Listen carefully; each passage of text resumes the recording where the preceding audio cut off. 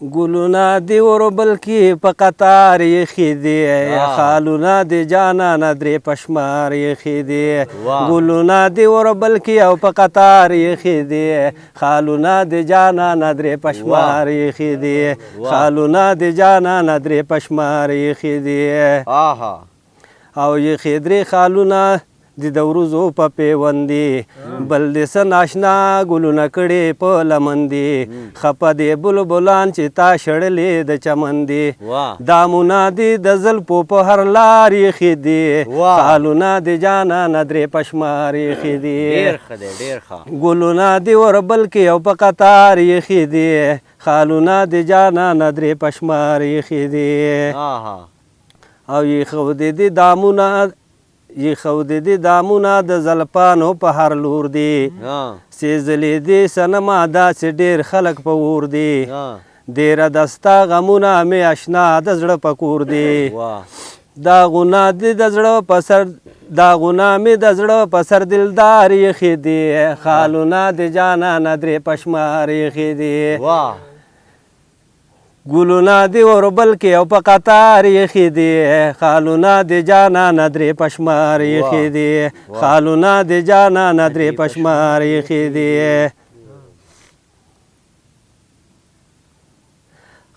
دلداره ستا غمونه دي او زه یم مشغوله ده راکړې چې د ماله ده د کم جرم سزا ده چې زما نصیب خراب دی که نه دغسې دنیا ده سونه خستا د لاس مې په قلار ایښي دي خالونه د جانانه درې په شمار ایښي دي ګلونه د وربل کې او په قطار ایښي دي خالونه د جانانه درې په شمار ایښي دي نصیب به زما داسې زه ګیله نه کوم د چانه په ورځې د معاشر به دا تپوس کوم استانه هر څوک مطلب پرستي ځان پې پوهه که نادانه نو دامونه د ټګۍ ورترې بار ایښي دي او خالونه د جانانه درې په شمار ایښي دي ګلونه د وربل کې او په قطار ایښي دي خالونه د جانانه درې په شمار ایښي دي نن مې په چغو او چغو بیا وجړل ستا کلي کې او د لیونو په شان راتلمه د اشنا کلي کې نن مې په چغو چغو بیا وجړل ستا کلي کې د لیونو په شان راتلمه د اشنا کلي کې د لیونو په شان راتلمه او د اشنا کلي کې دا تسلی د راکولو مې څوک نه و ربه په مخ د اوښکو پاکولو مې څوک نه و ربه نور به د نوم وانخلم یاره چېرته بیا کلي کې د لیونو په شان راتلمه د اشنا کلي کې نن مې په چغو چغو بیا وجړل ستا کلي کې د لیونو په شان راتلمه او د اشنا کلي کې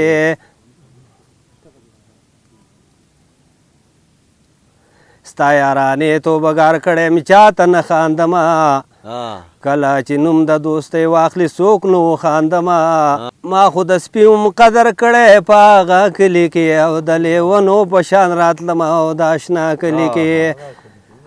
نن مې په چغو چغو بیا وجړل ستا کلي کې او د لیونو په شان راتلمه د اشنا کلي کې ای صنمه زه هم یم انسان سیله کې زړه لرمه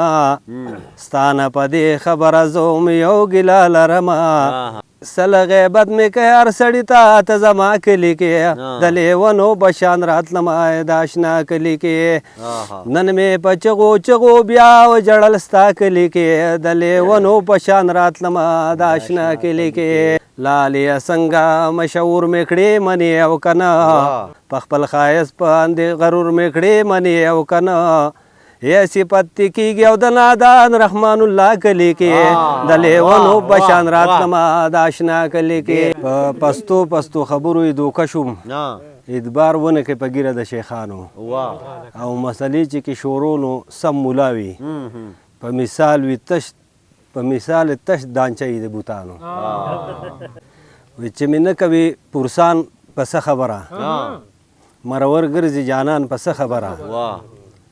او ګناهګار یم خالق ما معاف کې چې بخي به مې سبحان په څه خبره او زه یې وینم هر وخت په جړا سر وي چې شلولی وي ګریوان په څه خبره د سرو سپینو په وطن کې مې ګزران دی